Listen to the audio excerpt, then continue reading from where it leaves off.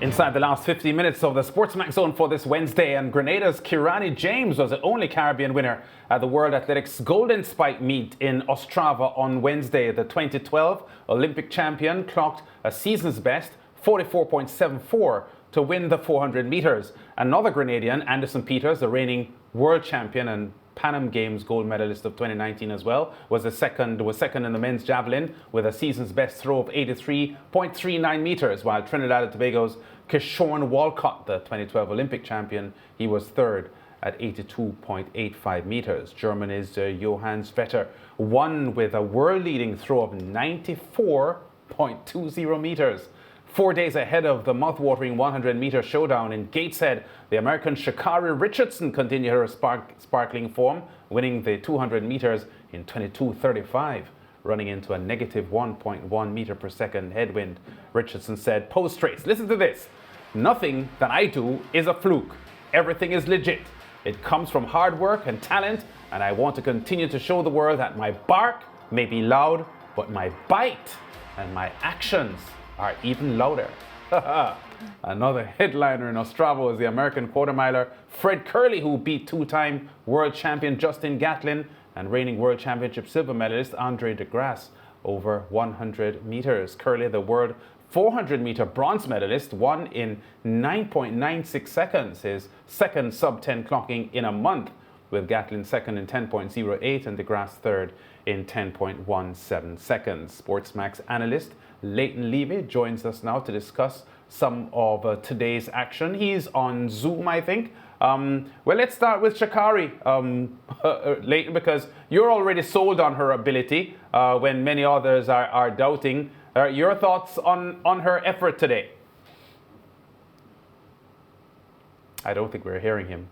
He may have to turn his mic on. So yeah. 22:35 from Sha'Carri Richardson today. I'm sold. Yeah, and her season's best is 22:11, which makes her second fastest in the world over 200 meters. Only Shawnee Miller-Weibo has gone faster than she has. Let's see if we can get Leighton's voice in now. Leighton, are you hearing us? Yeah, okay. We're still waiting to get Leighton. Lance, I just want to comment on the fact that Sha'Carri, she really has been very vocal. It reminds me of those boxers, and I love to say that because I love the pre-match, all the banter that takes place before. Sha'Carri is right when she says that, her back, it might be loud and whatnot, but she bites even harder. I love a woman that can say something and, of course, back it up. And Sha'Carri has done just that, and I'm just excited to see her when she's competing against, the other top athletes in her category. Yeah, very, very smart performance today, and she, as you just saw, won with some degree of comfort. Leighton, I think we're hearing you now. Can you hear us? Yeah, I'm on the phone now. Okay. Something, I don't know what's going on with the Zoom, but to answer your question, Lance, Sha'Carri Richardson, 22:35. In a comfortable victory over Blessing Okubari today, it continues to confirm what I think a lot more people are beginning to understand now, that this girl is not a fluke, and she said it herself.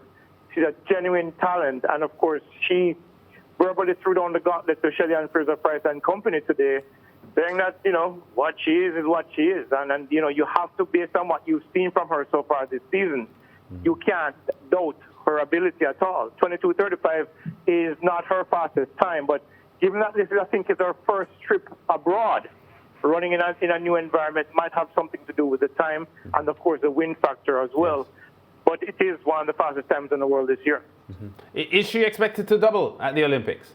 Yes, she's planning to double, and the pundits who I've spoken with who have inside information to her preparation, believe that she can actually take the double. I don't think it's as clear-cut as the 100 meters, but I think based on what we've seen from her, she will be in the mix. The 200 is not as convincing for me just yet, but for the 100 meters, it certainly looks like, it's right on the card. Yeah, talk to us quickly about Fred Kerley, though. This 400-meter man now making a habit of going sub-10 for 100 meters. So he obviously is working on the kind of speed that, may see him challenge the world record. Well, no, I don't think. What the plan is that, the faster you're able to go, it means that for the first 200 meters of the 400 meters, it means that he doesn't have to expend as much energy because he's faster now. So he can run within his a personal best of 20.24 and still have a lot of energy to come home because he doesn't have to expend as much energy because he's now a lot faster than he used to be. Yes. This makes him a legitimate threat to the Wade Van Niekerks and of course the Stephen Gardners of the world who are looking to repeat from the World Championships last year. Fred Kerley now is a legitimate threat in the fact that he's as fast as, even faster than many of these guys. For the first 200 meters, he'll have a lot of energy coming home. And when you consider the fact that he ran a 200 today as well, finishing second in 20.27, close to his personal best, after running the 100, it just tells you exactly where his speed is at right now. And of course, that makes him an even greater threat to the real medal contenders that we saw last year, the World Championships. Yeah. Of course, Kerley, finishing down the track. But this year, he'll be able to stay a lot closer to them and maybe even lead them coming into the home stretch. And when at 350 nobody has energy left, he'll have a little left to push home that last 50 meters and probably get him down to something in the region of 43.2s or 43.3s, which will certainly give him a shot at the gold medal. Yeah. I don't think it means that he's ready to run the 42 just yet. Michael Norman and others who are faster naturally have challenges going that distance and running those times. So I don't know if it means that he'll be able to go 42, but he'll certainly be able to go 43.3, 43.2, okay, possibly even 43.1. Yeah, well, at his best, he's gone 43.64. So based on what you're suggesting, you definitely think he can better that this year based on his trajectory of development this year. The javelin, Leighton, before you go, second and third for the Caribbean. Anderson Peters, the Grenadian, and Kishon Walcott from TNT, second and third there, but they were a long way off the winner. Listen, nobody's going to beat Veta. Listen, you watch this guy train, you see where the consistency throwing 90 meters is not surprising. However, Anderson Peters is known to bring out his best in major competitions. We've seen that across the board, even as his days at Mississippi in the United States, that in the NCAA where he has 3 titles, of course, winning the World Championship last in 2019. He said to me when I spoke to him earlier this year, yes, Veta is throwing 94 meters, but it all comes down to what you do on the day. So Veta might throw 94 now, but in the Olympics, that 94 might be a little bit elusive, and then that opens the door for somebody like Anderson Peters to come through. I'm expecting Anderson Peters to throw closer to 90 meters as the Olympics draw even closer. But right now, on paper, it doesn't look like anybody's going to be able to beat Veta at all.